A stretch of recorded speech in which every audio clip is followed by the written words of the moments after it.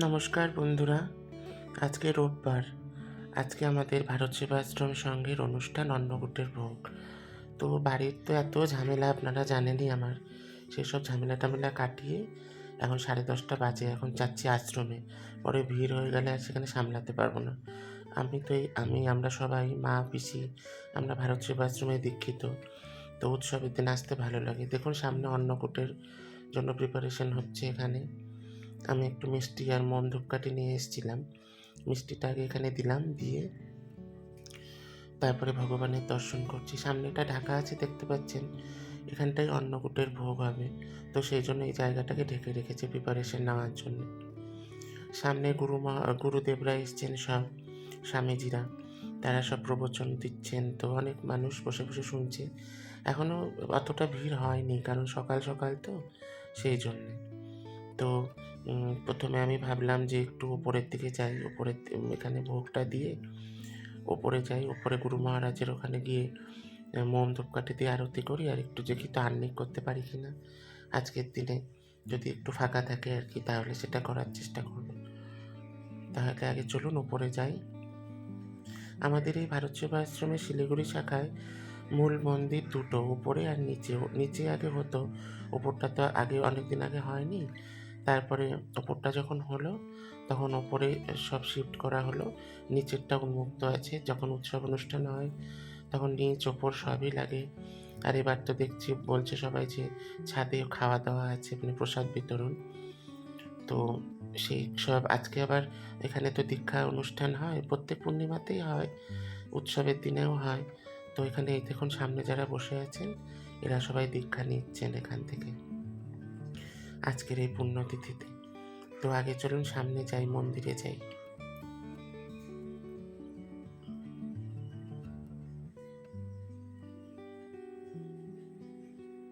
এই যে দেখুন গুরু মহারাজ, আমাদের প্রণবানন্দজি মহারাজ, উনি শিবের অবতার হিসেবে পৃথিবীতে এসেছিলেন। এই যে দেখুন ভোলানাথের মন্দির।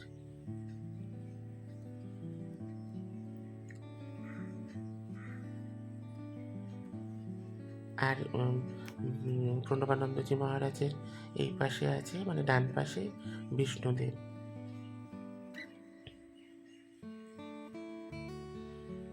চলুন মন্দিরের ভেতরে ঢুকি। সবাই যোগাড় যন্ত্র করছেন, আমাদের গুরু ভাইরা, মায়েরা।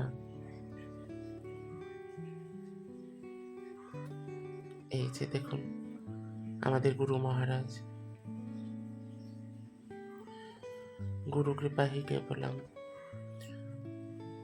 ওং গুরু শঙ্কর, জয় গুরু শঙ্কর। ওং গুরু শঙ্কর, জয় গুরু শঙ্কর। ওং গুরু শঙ্কর, জয় গুরু শঙ্কর।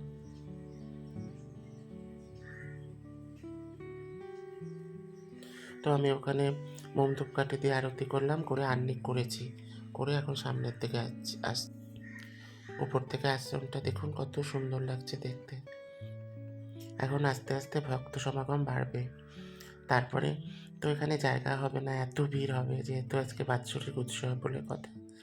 সবাই আসবেন ভক্তরা, যারা দীক্ষা নিয়েছেন, আমার গুরু ভাইয়েরা, গুরু বোনেরা, মায়েরা, তারাও আসবেন।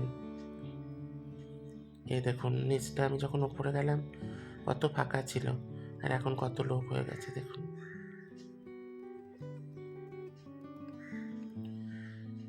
চলুন আপনাদের অন্নপূর্ণা মায়ের আগে দর্শন করাই। এখনও সেভাবে ভিড় জমেনি, এরপরে আর দেখানো যাবে না। এখানে আচার্যদেব বসে আছেন, ওনাকে প্রণাম করে যাই। আচার্যদেবকে এখানে প্রণাম করে দক্ষিণা দিয়ে যেতে হবে, প্রণাম দক্ষিণা।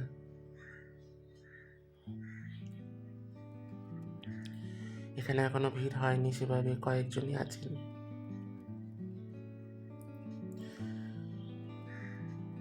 তো আচার্যদেবকে ওখানটায় প্রণাম করে আসলাম এখানে বাৎসরিক চাঁদা দিতে।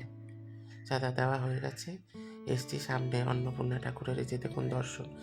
কিন্তু এখানে সামনে লোকজন দাঁড়িয়ে এমনভাবে ফটো তুলছে, কিছু দেখারই উপায় নেই। দাঁড়ান দেখি আমি উপরে গিয়ে তুলতে পারি কিনা।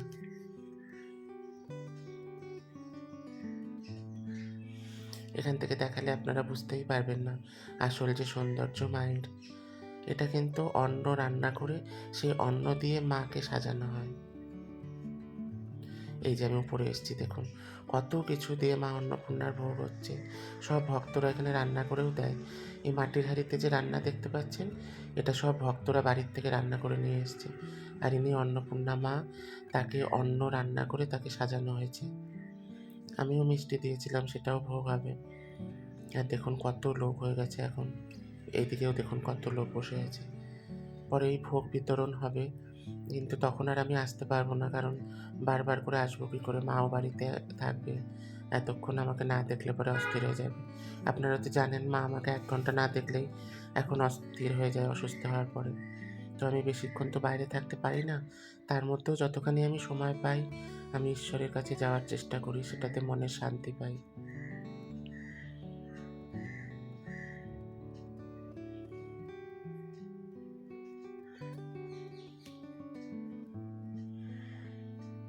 আমার মামাতো বোন যে আছে কোয়েল, ও তো এখানকার শিষ্য, এখানকারই ওর দীক্ষিত, এখানে ও পড়তো।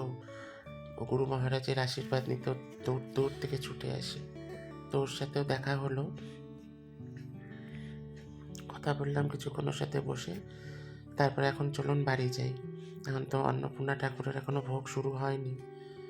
আর অনেকক্ষণ হয়েছে আমি চলে এসছি, প্রায় 1-1.5 ঘন্টা হয়ে গেছে।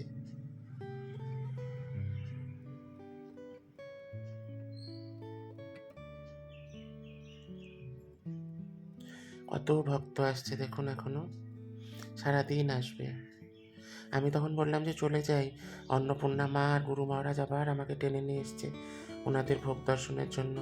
আসলে এখানে তো পুজোর দিন অনেক জিনিসপত্র বসে, তো আমি ওখান থেকে গুরু মহারাজের ফটো কিনেছিলাম, কিন্তু যে মা ফটোগুলো আমাকে ব্যাগে ঢুকিয়েছিলেন উনি ফটোটা দিতে ভুলে গেছেন। তো আমি আবার ফটোটা নিতে এসেছি, এসে দেখি এখন মা অন্নপূর্ণার পূজা ভোগ হচ্ছে।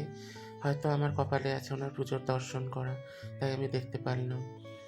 মায়ের কাছে আবেদন করি আপনারা যারা আমার ভিউয়ার্স, তাদের সারা বছর যেন মা অন্ন বস্ত্রের অভাব না রাখে। এখন আমি আস্তে আস্তে বাড়ি চলে যাব। দেখুন কত লোক হয়ে গেছে সামনে। তাহলে ভিডিওটাও আজকে এ পর্যন্তই রাখছি। আপনারা সকলে সুস্থ থাকবেন, ভালো থাকবেন।